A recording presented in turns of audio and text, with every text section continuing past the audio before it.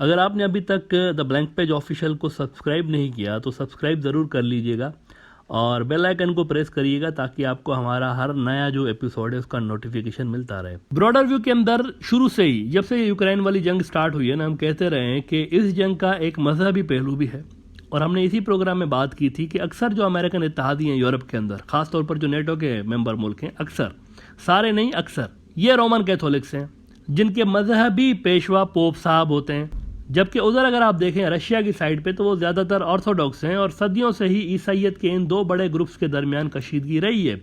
इसके अलावा 2019 में जब से यूक्रेन और रशिया के ताल्लुकात जो कि पहले कभी ज़बरदस्त हुआ करते थे, यूक्रेन तो बल्कि सोवियत यूनियन का भी हिस्सा था और उससे पहले भी अगर आप तारीख में देखें तो केवियन रूस की जो सल्तनत थी उसमें यूक्रेन रशिया का हिस्सा था।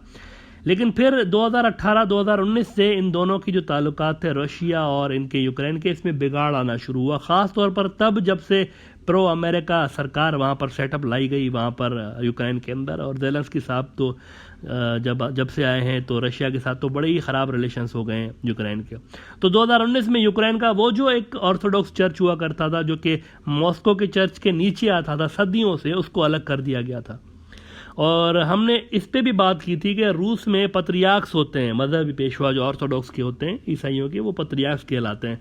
और नेटो के अक्सर जो ममालिक कैथोलिक्स हैं जिनका मजहबी पेशवा पोप होता है।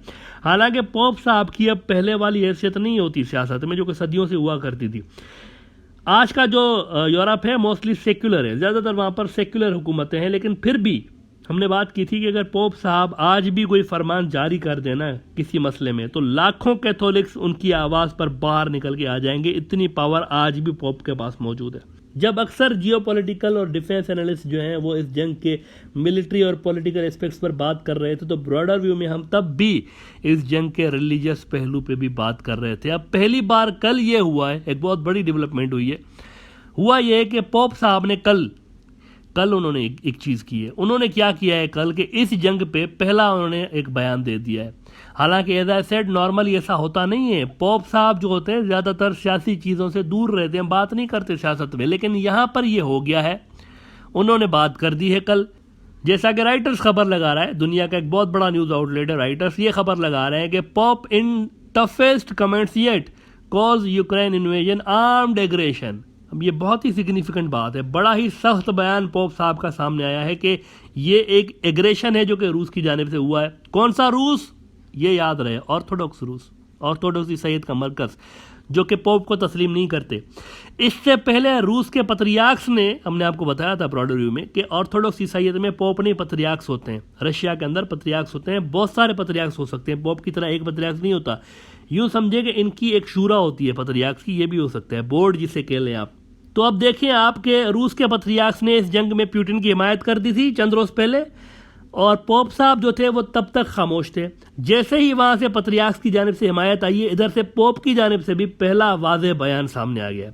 ना अब अगर कोई जय्यद पत्रियार्क्स यानी कोई बड़ा पत्रियार्क्स आगे से कह देता है ऑर्थोडॉक्स को कि रशिया के लिए लड़ना फ़र्ज है इस जंग में, तो हैरान मत होइएगा कि पोप का भी ऐसा बयान सामने आ सकता है कि इस एग्रेशन को रोकना फ़र्ज है। भाई एग्रेशन डिक्लेयर कर दिया ना पोप ने कल उसने कह दिया कि ये जंग जो है वो एग्रेशन है। अब सिर्फ इस एग्रेशन को रोकने का ऐलान बाकी है। लाखों लोग रूस के खिलाफ आपको सड़कों पर निकलते हुए नजर आएंगे, बल्कि इस जंग में शामिल होते हुए नजर आएंगे। ना सिर्फ यूरोप बल्कि दुनिया भर से जहां जहां कैथोलिक्स रहते हैं वहां से लोग आते हुए आपको नजर आ सकते हैं। पोप के सिर्फ एक बयान की देर है।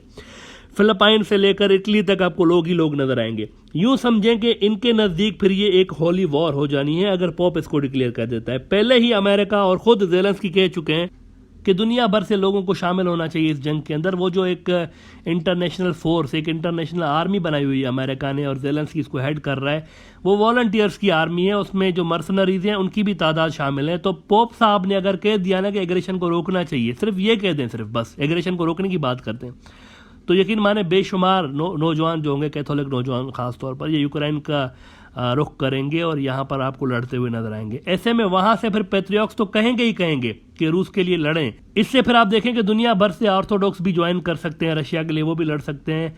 और पहले ही रशिया एक इसी तरह की आर्मी फोर्स बनाने की वो भी इशारा दे चुके हैं कि एक हम आर्मी फोर्स बनाएंगे वॉलंटियर्स की। लेकिन यहाँ पर इशू ये है कि पुतिन ने कहा हुआ है कि मिडल ईस्ट से भी मैं लोगों को लेकर आऊँगा, बहुत सारे लोग हमारे लिए लड़ना चाहते हैं। देखिए नेटो वही मेनली कैथोलिक मुल्क है, सवाए 2-4 मुल्कों के। तुर्की भी है, तुर्की मुसलमान मुल्क है, लेकिन नेटो में है। 2-4 मुल्क ऐसे हैं जो कि नॉन कैथोलिक्स हैं, लेकिन बहुत सारे जो है अक्सरियत वो कैथोलिक्स की हैं। इन्होंने आप देखें कि मिडल ईस्ट के अंदर चढ़ाई की हुई है। इन्होंने नेटो वालों ने मिडल ईस्ट के अंदर चढ़ाई करके लातादाद मुसलमान मारे हुए हैं। वो अलग से गुस्सा है मिडल ईस्ट के अंदर। तो अगर रशिया वहां से कह देता है आए लड़े हमसे, तो यहाँ से तो बहुत सारे लोग जाएंगे हिसाब बराबर करने के लिए वहां नेटो वालों से लड़ने के लिए, अगर उनको मौका दिया गया इस तरह से। इसीलिए पुतिन ने मिडल ईस्ट का नाम लिया और इसीलिए उसने कहा कि वहाँ के बहुत सारे लोग हमारे लिए लड़ना चाहते हैं। He is very smart character actually Putin साहब जो है। हालांकि वो सेंट्रल एशिया कह सकता था, वो साउथ एशिया भी कह सकता था, लेकिन वहाँ सवाए अफगानिस्तान के और कहीं नेटो आपको नज़र नहीं आता। मिडल ईस्ट के अंदर नेटो का इम्पैक्ट भी बड़ा था, बड़ी लेवल का था। खुद यूक्रेन के फौजी भी यहाँ पर आए हुए थे। हालांकि यूक्रेन नेटो का मेंबर नहीं था, लेकिन फिर भी उसने फौज भेज दी थी। 5,000 के करीब फौजी उसने इस जंग के अंदर भेजे थे। तो देखें कि इस जंग का एक जो रिलीजियस पहलू है उस पर वेस्टर्न मीडिया भी बातें करते हुए आजकल नजर आता है। जैसा कि न्यूयॉर्कर भी कह रहा है कि the Pope, the patriarchs and the battle to save Ukraine. तो वहाँ का मीडिया भी देखें इस जंग के मजहबी पहलुओं को अब डिस्कस करना शुरू हो गया। एज आई सेड, पोप ने बयान दे दिया हुआ है कि ये एग्रेशन है। सिर्फ पोप का अगला बयान इसका वेट करें कि इस एग्रेशन को रोकें। अगर उन्होंने ये कह दिया ना कि रोकें, फिर आप लाखों आपको जो कैथोलिक नौजवान है वो यूक्रेन का रुख करते हुए नजर आएंगे। और अगर ऐसा हो गया तो उधर से ऑर्थोडॉक्स की यकीनी तौर पर 100% वहाँ से भी ऑर्थोडॉक्स के पैट्रियार्क्स की अपील आ जानी है कि ये जो जंग है इसके लिए रूस के लिए लड़ना है, इसमें फ़र्ज़ है। तो उधर से ऑर्थोडॉक्स भी बड़ी तादाद में आ जाएंगे और मिडल ईस्ट वाली भी आ जाएंगे। तो कुछ इस तरह की शक्ल बनेगी कि ऑर्थोडॉक्स और मुसलमान एक तरफ होंगे और सामने से वो लड़ रहे होंगे कैथोलिक्स के साथ, और कैथोलिक्स के साथ प्रोटेस्टेंट्स भी होंगे बाय द वे। ये भी हो सकता है। तो एक मजहबी एंगल भी इस जंग का निकल रहा है और इस पे ज़रा नज़र रखें। ये जो मजहबी एंगल है ना, ये ज़्यादा ख़तरनाक हो सकता है इसका, और इस तरफ चीज़ों को नहीं जाना चाहिए। लेकिन बदकिस्मती के साथ चीज़ें उधर जा रही हैं। अब देखते हैं कि इसका आगे क्या नतीजा निकलता है। एग्रेशन तक बात पहुंच चुकी है, सिर्फ पॉप की तरफ से ये ऐलान आना बाकी है कैसे एग्रेशन को रोकें। देखिए अमेरिकन इसलिए भी इसमें ज़्यादा इंटरेस्टेड होंगे क्योंकि एज आई सेड, मैं पहले भी कह चुका हूँ यहाँ पर ब्रॉडर व्यू में, कि मजहबी आइडियोलॉजी के सेल करके लोगों को रिक्रूट करना बड़ा ही आसान होता है। CIA वाले इसका तजुर्बा मिडल ईस्ट में कर चुके हैं।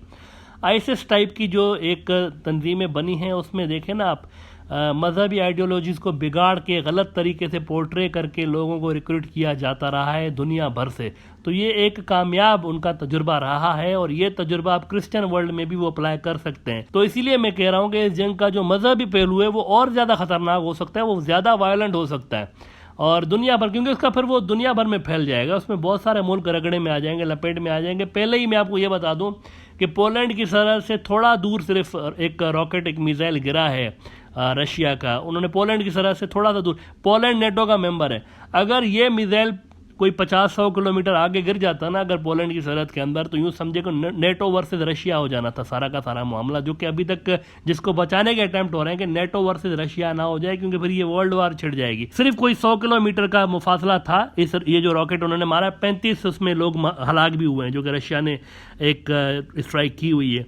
तो ये खतरात अलग से सर पर मंडला रहे हैं कि कहीं ये नेटो वर्सेस रशिया ना हो जाए। ऊपर से इसमें ये मजहबी पहलू भी आ रहा है जो कि इस जंग को मजीद खतरनाक बना दे रहा है। ग्लोबल लेवल पर इसका इम्पैक्ट आने की भरपूर संभावनाएं मौजूद है अगर चीज़ों को कंट्रोल ना किया गया।